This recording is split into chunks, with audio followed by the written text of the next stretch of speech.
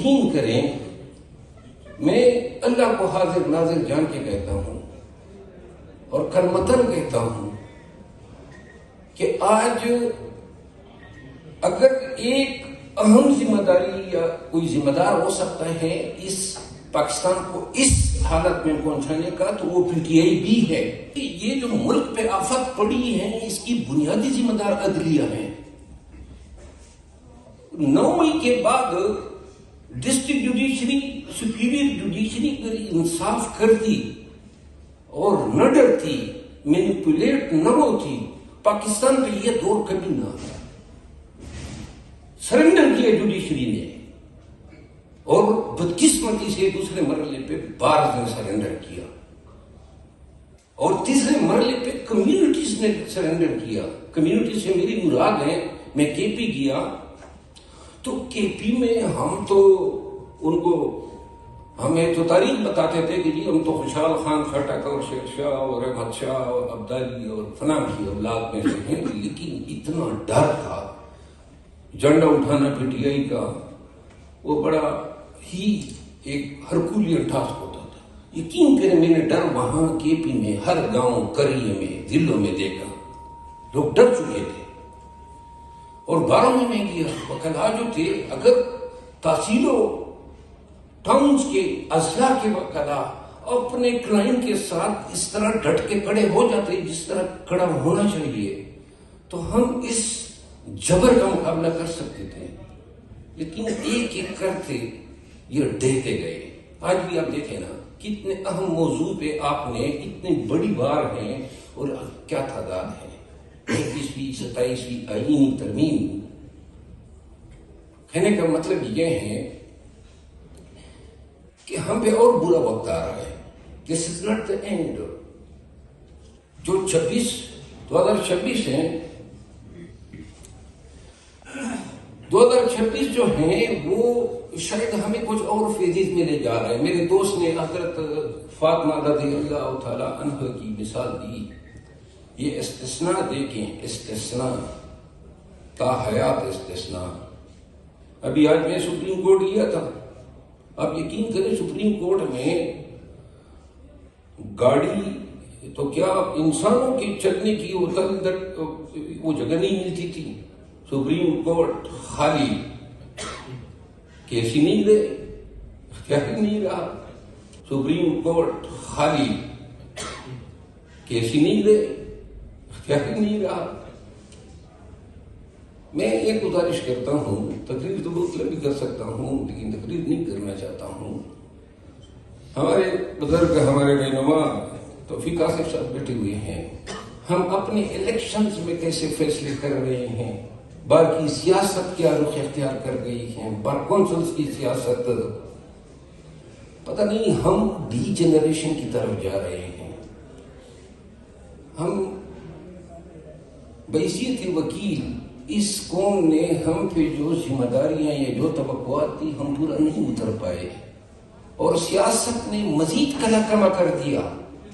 آپ یقین کریں، میں اللہ کو حاضر ناظر جان کے کہتا ہوں اور کلمتاً کہتا ہوں کہ آج اگر ایک اہم ذمہ داری یا کوئی ذمہ دار ہو سکتا ہے اس پاکستان کو اس حالت میں پہنچانے کا، تو وہ پی ٹی آئی بھی ہے۔ قوم نے تو 8 فروری کو تو آپ کو مینڈیٹ دے دیا، اتنا بڑا مینڈیٹ، ایک انقلاب تھا، اسٹیبلشمنٹ کے خلاف پنجاب پہلی دفعہ گیا، اور 8 فروری کے بعد ہم نے اس مینڈیٹ کا کوئی ڈیفینڈ ہی نہیں کیا۔ اور پھر آپ نے دیکھا اتنی بڑی پاپولر پارٹی، اتنی بڑی مضبوط پارٹی اپنی رشا دمانیوں، سازشوں، میں قسماً کہتا ہوں کہ جس پارٹی میں آپ نے کسی کو گرانا ہونا، اس میں چھوڑ دو اپنے بندے، وہ پارٹی خود ہی تتر بتر ہو جاتی ہے۔ آج اگر ہماری پارٹی کی جو مثال ہے، یہ میں کلمتاً کہتا ہوں، یہ اسٹیبلشمنٹ نے اس پارٹی کو نشان عبرت بنا دیا ہے۔ جس کو بھی گرانا ہو بڑا آسان ہے اور بڑی ہی سہولت کاری سے ہوتا ہے۔ قاضی فائز عیسیٰ کا نام جو ہے نا، ہماری عدل کی تاریخ میں یاد رکھا جائے گا۔ ایک یہ شخص جس نے وہ بنیاد ڈالی پاکستان میں عدلیہ کی آزادی کو مسخ کرنے میں، تباہ و برباد کرنے میں، جانے سے پہلے صرف ایک بات کہنا چاہتا ہوں، پاکستان پہ ایک اور برا، اس سے بھی برا ٹائم آ رہا ہے۔ 28ویں آئینی ترمیم آ رہی ہے، 26 اور 27 ترمیمیں میں اسمبلی میں بیٹھا ہوا تھا۔ آپ یقین کریں، آئین اپنے بہت سارے فیصلے پڑے ہو، ڈیبیٹ ہوتے ہیں، کمیٹیز کو جاتی ہیں۔ جب یہ آئینی ترامیم آئی ہمارے پاس تو آدھے گھنٹے کے بعد یہ ترامیم پاس ہو گئی، یعنی ہم نے اتری آدھے گھنٹے قبل دیکھی، ہمارے اپنے M N as, Pakistan Tehreek Insaf کے ایم این ایز 2 ارب 25 کروڑ روپے وی ایم این اے کو دیے، اور آج بدبختی یہ ہے کہ وہی MNAs PTI کے اس میں بڑی بڑی تصویریں لے کر کھڑے ہوتے ہیں، اور وہ لوگ غدار ٹھہرے جس نے اس پارٹی کو، یہ وکلا بیٹھے ہوئے ہیں، یہ بیٹھے ہوئے ہیں، ہم نے جو مارے کائی، جو تکلیف اٹھائی، کسی نے ہمیں کوئی جاگیر دی؟ آج بھی میں آپ کو بتائیں، پنڈی میں آیا تھا، میرا جو گھر گرایا تھا وہ یہاں پنڈی کے حدود میں آتا تھا فارم ہاؤس، اسی میں میرا گھر گرانے کے بعد مجھے ملزم بھی بنا دیا، اور آج میں جج صاحب کے سامنے پیش ہوا اور میں نے کہا حضرت 2 سالوں سے گواہی نہیں آ رہے ہیں، ہم نے بہت کچھ کھویا، شاید ہم بہت اور کچھ کھوئیں گے، آ گئی نہیں ہے، وکلا کو پتہ ہی نہیں ہے۔ اس دن میرا ایک کیس تھا، یہ جو ایجنسیوں کی جو دخیل کاریاں ہیں، یہ سپریم کورٹ اور کانسٹیٹیوشن کورٹ تک نہیں ہے، آپ کے سیشن کورٹ میں ریمانڈ پہ بھی جو ہے جج صاحبان جو ہیں وہ اپروچ ہوتے ہیں اور وہ اشاروں کے منتظر ہوتے ہیں۔ میں قسم کہتا ہوں، میں ایکسپیرینس کر رہا ہوں، سول مقدمے میں جہاں بہت بڑی اماؤنٹ انوالو ہوتی ہیں، ویلیبل پراپرٹیز ہوتی ہیں، تو جناب یادی اس میں بھی بہرحال جانے سے پہلے یہ گزارش کروں گا کہ اللہ کرے، یہ وکلا تحریک میں ہم نے وکلا کو دیکھا تھا، لیکن اب ہم وہ وکیل شاید نہیں رہے، شاید ہم کمزور ہو گئے، پتہ نہیں کیا ہے۔ الیکشنوں میں جو ٹرن آؤٹ آ رہا ہے، جو بار کونسلوں میں نتیجے آ رہے ہیں، سپریم کورٹ بار کے جو نتائج آ رہے ہیں، میں کسی گروپ کی بات نہیں کر رہا ہوں، لیکن کم از کم قانون کی حکمرانی تو یہی ہے نا کہ ان لوگوں کے ساتھ کھڑے ہو جاؤ جو اس کے لیے فائٹ کر رہے ہیں۔ اور اخیر میں جانے سے پہلے ایک بات میں کہہ دوں، خدا کا سوشل میڈیا کو سمجھے، سوشل میڈیا ایک زہر قاتل بنتا جا رہا ہے، پروپیگنڈے کے نام پہ بغیر کسی تصدیق کے ہم لوگوں کی ذہن سازیاں نہیں کر رہے ہیں، اس قوم کی جوانوں کو تباہ کر رہے ہیں۔ ہم وکیل ہیں نا، ہم جانچ کرتے ہیں، ہم تحقیق کرتے ہیں، اور ہم کراس ایگزامینیشن میں یہی تو ہوتا ہے کہ دودھ کا دودھ پانی کا پانی۔ یہاں سوشل میڈیا میں کسی کو آپ قادیانی ڈکلیئر کر کے دنیا، جناب راگ الاٹمنٹ کا وہ ایک مولوی تھا نا، مسجد میں خطبہ دے رہا تھا کہ وہ